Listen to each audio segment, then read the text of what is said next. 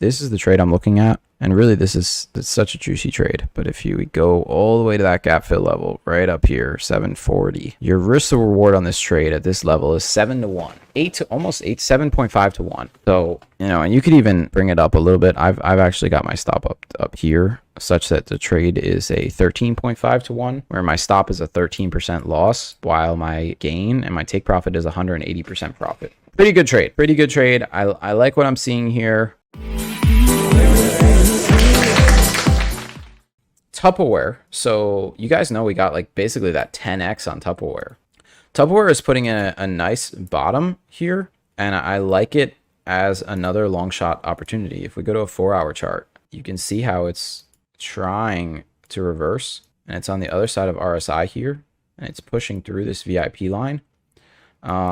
It's still a high risk trade, but I like the idea of Tupperware doing something like this. This is your, we'll say this is your ABCD all the way up to here, and now it's stagnating, and then it moves up to there. So you get to move up to this 750 area, which lines up with this gap fill right here. See the gap fill all the way back in November 2022.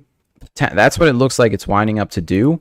If you take that trade from at this current level, this is the trade I'm looking at. And really, it's such a juicy trade. But if you go all the way to that gap fill level right up here, 740, your risk to reward on this trade at this level is 7 to 1, 8 to almost 8, 7.5 to 1. So, and you could even bring it up a little bit. I've actually got my stop up here such that the trade is a 13.5 to 1, where my stop is a 13% loss, while my gain and my take profit is 180% profit. Pretty good trade. Pretty good trade. I like what I'm seeing here. I will be surprised if this doesn't lift off. I mean, obviously, if the whole market rolls over, then Tupperware is not going to do well. But if we just oscillate or push a little bit higher, I don't see why this wouldn't be a great trade. So highly recommend it. You can see we took the last time we took this trade was down here. I think this was from Cotter, actually. This was not my idea.